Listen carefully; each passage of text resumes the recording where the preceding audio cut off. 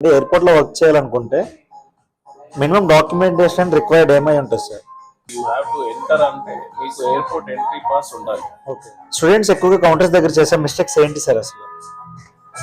Sincere advice for students ఏంటంటే first thing sir ఇప్పుడు బయట నెంబర్ ఆఫ్ ఇన్స్టిట్యూట్స్ తయారని కొన్ని ఇన్స్టిట్యూట్స్ ఎలా ఉన్నాయంటే they are not giving the knowledge to the course students, కానీ సరిగా నాలెడ్జ్ వాళ్ళకి అందట్లేదు.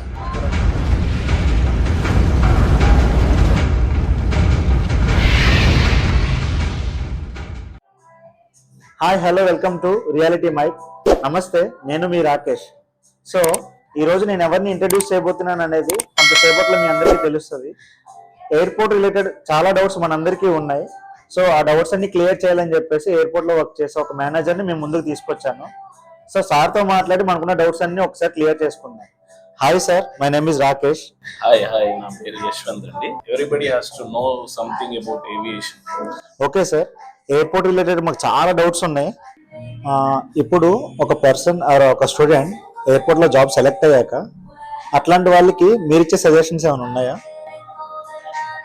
ఇప్పుడు మనకి ఏమవుతుందంటే చాలా మంది డిప్లొమా చేసుకోను లేదు, జాబ్ ఆఫర్ వచ్చిన తర్వాత ఇక్కడ మనకి ప్రస్తుతానికి ఫస్ట్ ఇప్పుడు ఏమవుతుందంటే ఒక 3 months లేకపోతే 6 months చేస్తున్నారు.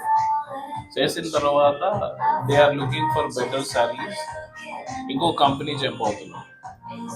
తర్వాత ఏం చేస్తున్నారు, అక్కడ కూడా కొంచెం ఒక 3 months 6 months చేసేసి ఇంకొక జాబ్ అలా ట్రై చేస్తున్నారు. అసలు ఫస్ట్ ఆఫ్ ఆల్ ఒక జాబ్లో మనం జాయిన్ అయిన తర్వాత ఒక సబ్జెక్ట్ నాలెడ్జ్ రావడానికి మినిమం టైం పడుతుంది. ఓకే. మినిమం టైం అంటే ఏదైనా మనం చెక్ ఇన్ నేర్చుకోవడానికో, సిస్టమ్ నేర్చుకోవడానికో, లేదా బోర్డింగ్ ప్రొసీజర్స్ చేసుకోవడానికో, లేదా ప్యాసింజర్స్తో హ్యాండ్లింగ్ నేర్చుకోవడానికి కూడా కొంచెం అనుభవం అనేది అవసరం. ఎవరికైనా అది అవసరం. ఇప్పుడు అదేమవుతుందంటే అలా కాకుండా వీళ్ళు శాలరీ బేస్ తీసుకొని అలా జంప్ అవుతున్నారు. ఎండ్ ఆఫ్ ద డే ఏమవుతుందంటే శాలరీ ఇంక్రిమెంట్ ఉంటుంది, కాకపోతే ఒక సర్టన్ స్టేజ్కి రీచ్ అయిన తర్వాత మీకు వచ్చిన నాలెడ్జ్ ఏంటి అంటే జీరో ఉంటుంది, జీరో లెవెల్ నాలెడ్జ్. అప్పుడు ఎండ్ ఆఫ్ ద డే ఏమవుతుందంటే మన దగ్గర నాలెడ్జ్ ఉండదు, ఏదో ఒక పొజిషన్ ఉంటుంది, ఏదో అక్కడ డమ్మీ పోస్టర్ పెట్టినట్టు అలా ఉంటారు అనమాట. అది కరెక్ట్ కాదు. మై సిన్సియర్ అడ్వైజ్ ఇస్ ఒక్క కంపెనీలో మినిమం ఒక 3 years చేయండి. So you will have that grip, complete ఒక నాలెడ్జ్ వస్తుంది. Then you can choose other options. బయట చాలా ప్రొఫెషన్స్ ఉన్నాయి. సో ఎయిర్పోర్ట్ ప్రొఫెషన్కి బయట వాటికి డిఫరెన్సెస్ ఏంటి అసలు? ఎయిర్పోర్ట్ ప్రొఫెషన్కి బయట ప్రొఫెషన్కి డిఫరెన్స్ అంటే మనకి ఎయిర్పోర్ట్లో ఫస్ట్ ఆఫ్ ఆల్ ఎయిర్పోర్ట్ అనేది ఒక యూనిక్, ఇది not related to some other ఒక టీచింగ్ జాబ్ కానీ లేదా ఒక ఇంజనీరు, ఇది ఒక డాక్టరు, ఇవి జనరల్గా ఉండేది. ఈ ఏవియేషన్ అనేది సంథింగ్ ఇప్పుడు కొత్తగా ఆలోచించే వాళ్ళకి, యూనిక్గా ఒక జాబ్ చేయాలనుకునే వాళ్ళకి then you can go for aviation. అది కాకుండా ఇప్పుడు నేనున్నాను దీంట్లో చాలా ఇయర్స్ నుంచి చేస్తున్నాను, ఆల్మోస్ట్ ఇప్పుడు 17 years నుంచి వర్క్ చేస్తున్నాను. కాకపోతే డైలీ ఒక న్యూ ఛాలెంజ్ ఉంటుంది. We face daily one new passengers, new challenges, new task, daily ఒక న్యూ సినారియో ఉంటుంది. So we can gain lot of knowledge with this. And daily ఒక రొటీన్ ప్రాక్టీస్ కాకుండా we'll have different off passenger scenarios కానీ, ఏదైనా handling కానీ, ఫ్లైట్ని పంపడం కానీ, ఒక ఛాలెంజింగ్ కానీ, ఇవన్నీ ఉంటాయి. So this is better option what I selected to be unique from others. Sir అసలు బయట చాలా వేరియస్ ప్రొఫెషన్స్ ఉన్నాయి. సో ఏవియేషన్ ప్రొఫెషన్కి బయట వాటికి డిఫరెన్సెస్ ఏంటి అసలు? ఏవియేషన్కి బయట జాబ్స్కి డిఫరెన్షియేషన్ ఏంటంటే it has got daily different new challenges ఉంటాయి. ఓకే. న్యూ ఛాలెంజెస్ ఉంటుంది. Daily you will come across ఒక ఫ్లైట్ని పంపడానికి ఒక టాస్క్ ఉంటుంది డైలీ, అది కూడా ఒక న్యూ టాస్క్ ఉంటుంది. విత్ ఇన్ టైం ఫ్రేమ్లో అది పంపాల్సి ఉంటుంది. అది కాకుండా daily we'll see lot of foreigners అనేది, లేదంటే విఐపి మూమెంట్ అనేది, little bit of excitement. But end of the day we feel like విఐపీస్కి ట్రీట్మెంట్ చేస్తున్నాం. నాట్ ఓన్లీ విఐపీస్, it is a different thinking, different challenging, life, not a routine job life. It is a different and unique style job. That is what I can say. Sir అసలు ఈ aviation ఫీల్డ్లో growth ఎలా ఉంది sir present అసలు? కొంచెం salaries తక్కువ ఉన్నప్పటికీ స్టార్టింగ్లో జాయిన్ అయినప్పుడు, కానీ అది వన్స్ మీరు వర్క్ నేర్చుకున్న తర్వాత, సిస్టమ్ వచ్చిన తర్వాత, వన్స్ యువర్ కంట్రోలర్ అయిన తర్వాత కూడా మంచి శాలరీస్ ఉంటాయి. అది కాకుండా ఈ ఏవియేషన్ అనేది మీరు ఇండియాలో కాకుండా బయట దేశంలో వాళ్ళకి చేసినట్లయితే you will have a very good salary with starting with ground handling కూడా you will start with 75K అలా స్టార్ట్ అవుతుంది.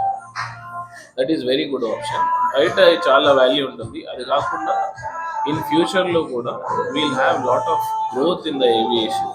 ఇప్పుడు మన డైలీ బస్సెస్ కానీ ట్రైన్స్ కానీ ఎలా ర్యాపిడ్గా గ్రో అవుతుంది, we'll have lot of airports in future. Then in ఫ్యూచర్లో స్కోప్ ఎక్కువ ఉంటుంది, ట్రావెలింగ్ బిజినెస్ కూడా ఎక్కువ అవుతుంది, ఏవియేషన్ అనేది స్ప్రెడ్ అవుతుంది. It will develop, for sure it will develop. Sir అసలు ఇప్పుడు బయట సొసైటీలో నెంబర్ ఆఫ్ ఇన్స్టిట్యూట్స్ తయారైనాయి. స్టూడెంట్స్ని గ్రాప్ చేసి ట్రైనింగ్ ఇచ్చి ఏవియేషన్ లేదా ఎయిర్పోర్ట్స్ పంపిస్తామని చెప్పేసి ప్రాపర్ నాలెడ్జ్ లేకుండా పంపిస్తున్నారని అంటున్నారు. అసలు దీని మీద మీ అవగాహన ఏంటి? బయట ఇన్స్టిట్యూట్స్ ఉన్నాయి అంటే ఇట్ ఈస్ బెటర్ అండి. ఎందుకంటే ఏవియేషన్ అనేది స్ప్రెడ్ అవుతుంది, no problem, it is spreading. కానీ కొన్ని ఇన్స్టిట్యూట్స్ ఎలా ఉన్నాయంటే they are not giving the knowledge to the course students, కానీ సరిగా నాలెడ్జ్ వాళ్ళకి అందట్లేదు. ఇక్కడ వచ్చిన తర్వాత కూడా they have to know minimum destinations, ఇండియాలో ఎన్ని డెస్టినేషన్స్ ఉన్నాయి ఇవి అన్న తెలియాల్సి ఉంటుంది. అంటే నాలెడ్జ్ పరంగా వాళ్ళు ఎక్కడో ల్యాక్ అవుతుంది. So what I feel is, మీరు ఒకవేళ గ్రౌండ్ హ్యాండ్లింగ్ జాయిన్ అవ్వాలనుకుంటే first basic thing is you need English communication.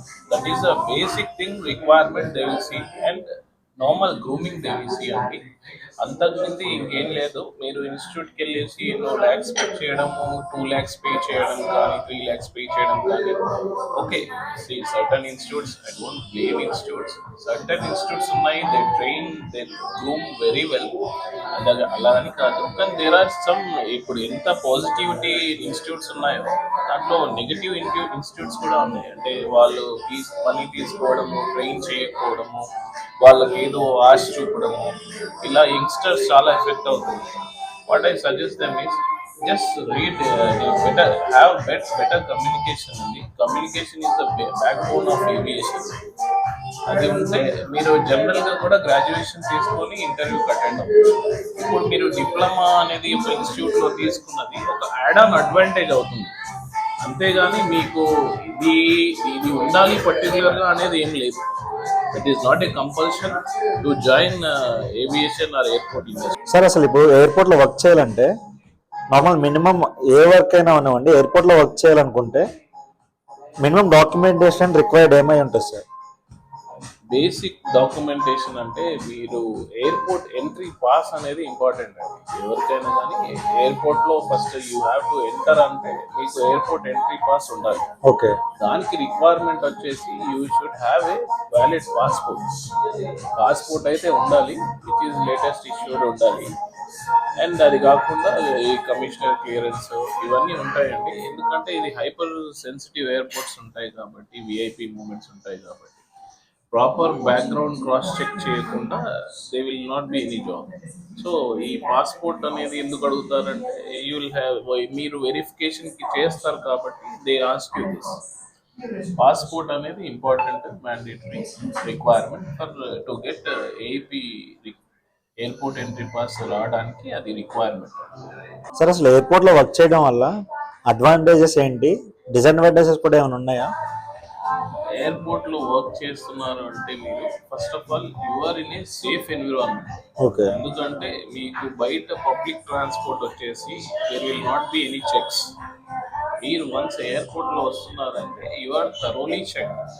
మీ దగ్గర ఏమీ ఉండదు. ఇంకా మీరు ఎయిర్పోర్ట్లో వస్తున్నారు అంటే we're the safest mode of transport అన్నమాట. ఎయిర్పోర్ట్ అనేది సేఫెస్ట్ మోడ్ ఆఫ్ ట్రాన్స్పోర్ట్. ఇది ఫస్ట్ ఆఫ్ ఆల్ మీ బ్యాగ్ కూడా స్క్రీన్ అవుతుంది, మీరు స్క్రీన్ అయిపోతారు. There is no question of safety other thing. ఇది అన్ని ట్రాన్స్పోర్ట్ మోడ్లో కన్నా airport flying is the safest mode of transport. What I believe. Disadvantages ఏమైనా ఉన్నాయా సార్? డిసడ్వాంటేజెస్ అంటే అది ఇంకా ఎలా చెప్పాలి అంటే ఫ్లయింగ్ అనేది it can be a good advantage and disadvantage. ఇది బేసికలీ ఏంటంటే ఒక మిషన్ ని నమ్ముకొని మనం వెళ్తున్నాం. ఆ మిషన్ అనేది ఒక స్క్రూ అలా ఇలా ఒక మిస్ అయినా కానీ that is a danger for అస్.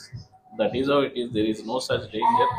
చాలా చెక్స్ చేసి ప్రతి ఫ్లైట్ వెళ్ళే ముందల ఇంజనీరింగ్ చెక్ చేస్తారు, క్వాలిఫై చేస్తారు, ఓకే చేస్తారు, అన్ని తర్వాతనే దే విల్ స్టార్ట్ ఫ్లైయింగ్. కానీ it's a mission. We're believing in mission and travelling. That's how it is. Okay sir, students ఎవరైతే ఎయిర్పోర్ట్కి రావాలనుకుంటున్నారో వాళ్ళకి మంచి సజెషన్స్ ఇచ్చారు. ఎవరైతే జాబ్ పరంగా ఆలోచిస్తున్నారో, ఇప్పుడు చాలా మంది స్టూడెంట్స్ ట్రావెల్ చేస్తున్నారు ఇక్కడ నుంచి out of countries. So students ఎక్కువగా కౌంటర్స్ దగ్గర చేసే మిస్టేక్స్ ఏంటి సార్ అసలు? సిన్సియర్ అడ్వైస్ ఫర్ స్టూడెంట్స్ ఏంటంటే ఫస్ట్ థింగ్ వాళ్ళు డాక్యుమెంట్స్, పాస్పోర్ట్స్, వీసాస్ ఇవి జనరల్ రిక్వైర్మెంట్ వీళ్ళు కరెక్ట్గా హోల్డ్ చేసుకోవాలి. అది కాకుండా బ్యాగేజ్ పైన కాన్సన్ట్రేషన్ ఉండి ఈ పాస్పోర్ట్, వీసా సరిగా పెట్టుకోకపోవడాలు, మర్చిపోవడాలు ఇంటి దగ్గర ఇవన్నీ అవుతూ ఉంటాయి స్టూడెంట్స్ పర్టికులర్గా.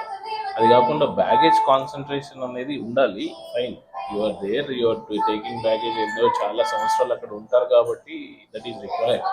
కానీ మీరు ఫస్ట్ ఇంపార్టెంట్ ఏదైతే ఇంపార్టెంటో అది చూస్ చేసుకోండి. డాక్యుమెంట్స్ ప్రాపర్గా హ్యాండిల్ చేసుకోండి. అది కాకుండా మీరు ఎయిర్లైన్ ఏదైతే బ్యాగేజ్ అలవెన్స్ ఇచ్చిందో అది కరెక్ట్గా పెట్టుకోండి. అంటే ఇప్పుడు జనరల్గా యూఎస్ ట్రావెల్ చేస్తున్నట్టయితే you have 23 kilos baggage allowance. అది నార్మల్ జనరల్ ఏదైనా అదర్ డెస్టినేషన్స్ అయితే అలా 30-25 as per your ticket image ఉంటుంది.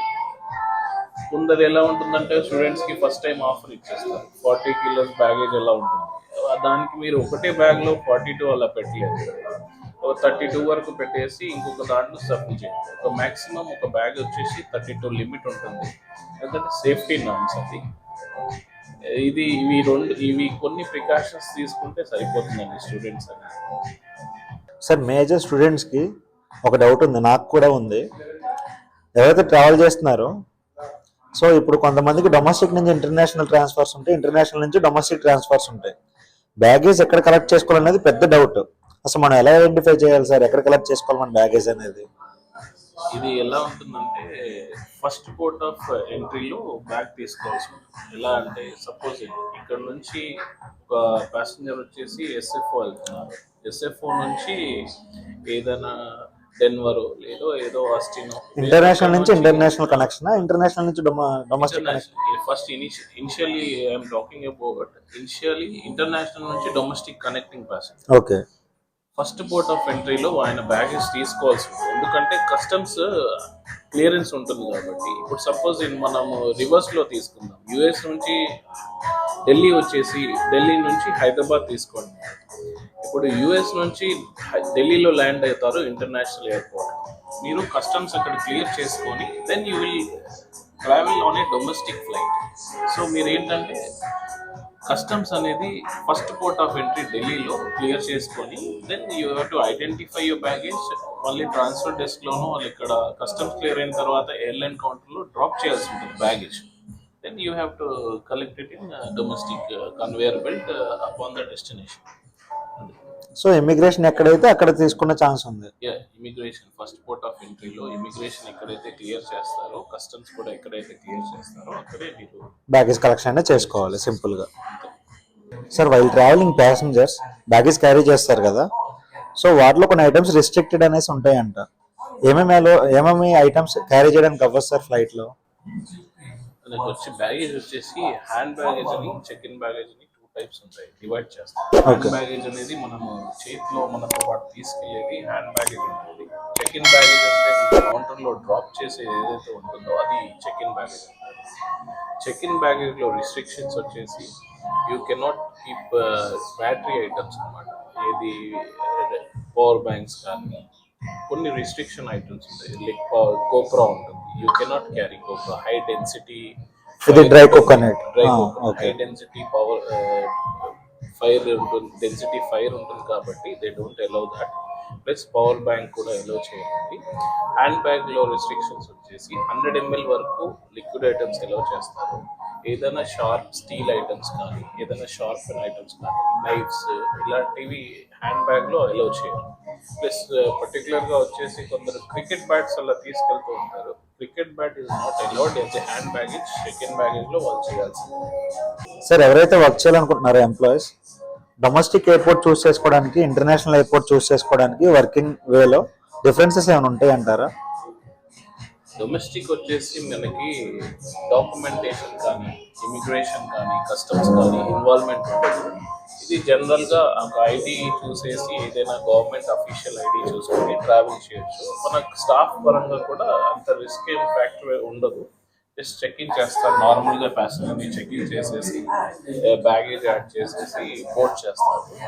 అదే ఇంటర్నేషనల్ వచ్చేసి you will have a tough task కొంచెం చెప్పొచ్చు నేను. అది ఎలా అంటే మీరు ఫస్ట్ థింగ్ ప్యాసింజర్ ఒక ఇంటర్నేషనల్ డెస్టినేషన్, సపోజ్ ఒక ఫ్లైట్లోనే 150 డెస్టినేషన్స్ ఉంటాయండి. 150 to 180 డెస్టినేషన్స్ కూడా ఉంటాయి. వేరే వేరే కంట్రీస్కి కనెక్టింగ్ ఫ్లైట్స్ ఉంటాయి. As a counter staff you should have a knowledge on the visa. ఏ కంట్రీకి ఏ రిక్వైర్మెంట్ అనేది తెలిసి ఉండాలి, అది ఇంపార్టెంట్. మీకు అప్పుడు కంపారిజన్ వచ్చేసి డొమెస్టిక్ ఇంటర్నేషనల్ కంపారిజన్ వచ్చేసి international whoever handling will have knowledge on the travel baggage. మీరు సపోజ్ బ్యాంకాక్ వెళ్తున్నారు, Bangkok requirements you have to know first primary basic check అనేది ఎయిర్పోర్ట్ వాళ్ళు sorry that is the duty of checking staff. Primary documentation అనేది first మనం check చేయాలి, counter staff check చేయాల్సి ఉంటుంది international. So you will have international is better than domestic. You will gain some knowledge in terms of documentation, travel, and that I can say. This is the difference. Okay. So first time ఎవరైతే travel చేయాలనుకుంటున్నారో by air road, so వాళ్ళకి ఏమైనా suggestions ఇస్తారా మీరు? First time travellers అంటే మనకి government ID అయితే mandatory. Ticket కొన్న తర్వాత గవర్నమెంట్ ఐడి ఎంట్రీకి, ఎయిర్పోర్ట్ ఎంట్రీకి డొమెస్టిక్లో అయితే అది మ్యాండేటరీ అండి. ఎవరైనా గవర్నమెంట్ ఐడి ఇంపార్టెంట్. అలా వెళ్ళిన తర్వాత ఫస్ట్ ప్రొసీజర్ ఏముంటుందంటే చెక్ ఇన్ కౌంటర్లో వెళ్తారు మీరు. అక్కడ మీరు ఐడి కార్డ్ చూపించిన తర్వాత they will verify your ID and boarding pass ఇస్తారు. బ్యాగేజ్ కూడా అక్కడ డ్రాప్ చేసి ఇమీడియట్లీ సెక్యూరిటీ అలా వెళ్ళిపోతారు. Then you will search for the boarding gates అన్నమాట. మీ కౌంటర్లో టికెట్ చూపించిన తర్వాత మీకు ఇచ్చేది బోర్డింగ్ కార్డు. అది మీరు ఫ్లైట్ బోర్డ్ అవ్వడానికి యూజ్ చేస్తారు. So that is a general thing. There is no such big task here. Only one thing is మీరు టికెట్ కొంటారు, బయట టికెట్ తీసుకుని వచ్చి మీరు ఒక బోర్డింగ్ పాస్ ఇస్తారు. వెరిఫై చేసిన తర్వాత డాక్యుమెంట్ దాంట్లో మీకు బోర్డింగ్ పాస్లో వచ్చేసి gate number, flight boarding time ఎప్పుడు, ఏ గేట్లో నుంచి బోర్డ్ అవుతుంది, ఫ్లైట్ నంబరు, ఇవన్నీ ఉంటాయి. మీరు ఆ సైడ్ చూసుకొని ఆ గేట్కి వెళ్ళిపోయి కూర్చుంటే సరిపోతుంది. జనరల్గా డొమెస్టిక్లో వచ్చేసి they start half an hour before or 45 minutes boarding start చేస్తారు. ఇంటర్నేషనల్ వచ్చేసి 1 hour బిఫోర్ కూడా బోర్డింగ్ అనౌన్స్ చేస్తారు. అది ఎయిర్పోర్ట్ ఫెసిలిటేషన్ ప్రకారంగా ఉంటుంది. సార్, ఇప్పుడు చాలా మందికి ఉన్న డౌట్ ఏంటంటే ఫ్లైట్లో పెట్స్ని క్యారీ చేయడానికి ట్రై చేస్తారు. ఇప్పుడు పెట్స్ని క్యారీ చేయాలంటే ఈవెన్ ప్రతి ఒక్క ఫ్లైట్లో క్యారీ చేయగలుగుతామా? అండ్ ఇంకొకటి ఏంటంటే what are the documents we need to bring, like what are the documents we need to bring with the pet? Domestic వచ్చేసి పెట్స్ అంటే మీరు అది ఎయిర్లైన్ టు ఎయిర్లైన్ వేరియేషన్ ఉంటుంది. కొన్ని ఎయిర్క్రాఫ్ట్స్ ఫిట్ ఉంటాయి, కొన్ని ఎయిర్క్రాఫ్ట్స్ ఫిట్ ఉండవు. కొన్ని ఎయిర్లైన్స్ రిస్ట్రిక్షన్ ఉంటుంది, కొన్ని ఎయిర్లైన్స్ రిస్ట్రిక్షన్ ఉండదు. ఎయిర్లైన్స్ ఒకవేళ అలౌ చేస్తే మాత్రం దే విల్ సర్టిఫై కొన్ని థింగ్స్ ఉంటాయి. మీరు ఏదైతే కేజ్లో తీసుకెళ్తారో అది ప్రాపర్ కేజింగ్ ఉండాలి. ప్లస్ అది కాకుండా దానికి వాటర్ ఇచ్చే ఫెసిలిటేషన్ ఉండాలి, ఫుడ్ ఇచ్చే ఫెసిలిటేషన్ ఉండాలి, ప్రాపర్ సీల్ ఉండాలి కేజ్కి. ఇవన్నీ బేసిక్ రిక్వైర్మెంట్. అది కాకుండా కొన్ని డాక్యుమెంటేషన్ కూడా చెక్ చేస్తారు. ర్యాబీస్ సర్టిఫికేట్ కానీ, వ్యాక్సినేషన్ టైం టు టైం ఉంటుందా, లేదా వెటర్నరీ డాక్టర్ హెల్త్ సర్టిఫికేట్ ఇస్తారు. ఇవన్నీ చెక్ చేస్తారు documentation.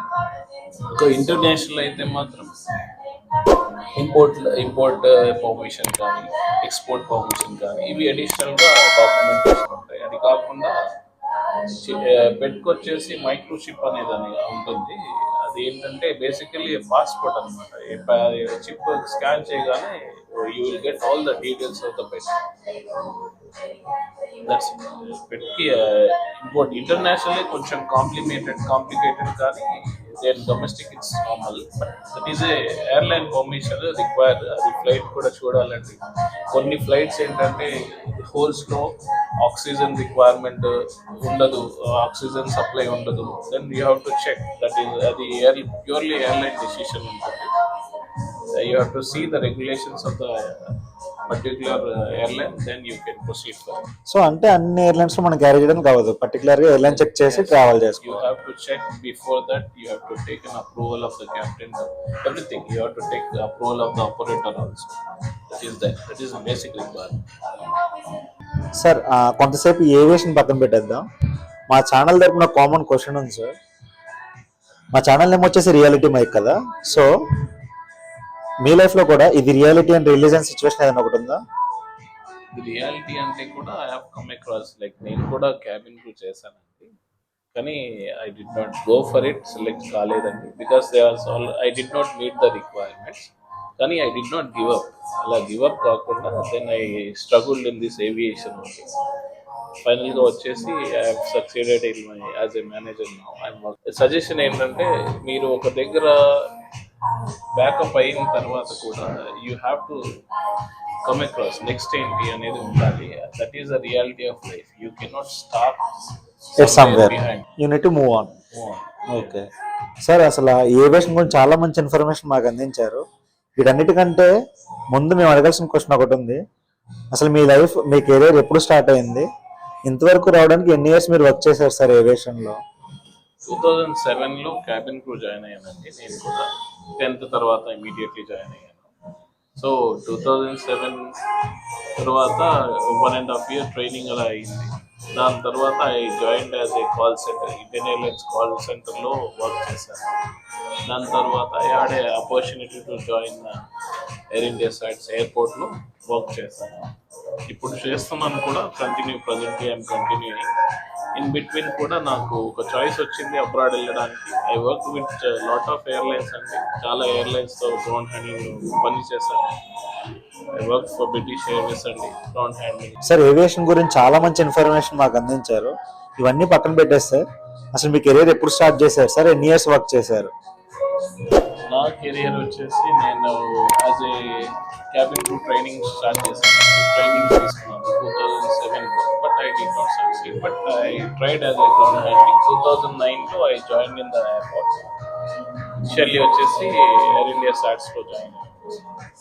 Now I'm still working in Air India SATS as a ground handling manager. Client వచ్చేసి సింగపూర్ ఎయిర్లైన్స్. ఇన్ బిట్వీన్ వచ్చేసి ఒక 2 years అలాగా ఫారెన్ కూడా వెళ్ళొచ్చాను. There I worked in other ground handling agency where I got expose to lot of different airlines, international experience also. Sir aviation related చాలా మంచి information మాకు అందించారు. సో మీ time మాకు కేటాయించినందుకు చాలా థ్యాంక్స్ సార్. చాలా డౌట్స్ ఇవి ప్యాసింజర్స్లో ఉండిపోయినాయి. ఇంకా ఏదైనా డౌట్స్ ఉంటే పార్ట్ 2 కంటిన్యూ చేయడానికి ట్రై చేస్తాం సార్. సో మీ టైం మాకు కేటాయించినందుకు థ్యాంక్ యూ. డెఫినెట్లీ అండి, thank you very much. Thank you అండి, నాకు ఈ ఆపర్చునిటీ ఇచ్చినందుకు కూడా ఐఎమ్ వెరీ థ్యాంక్ఫుల్.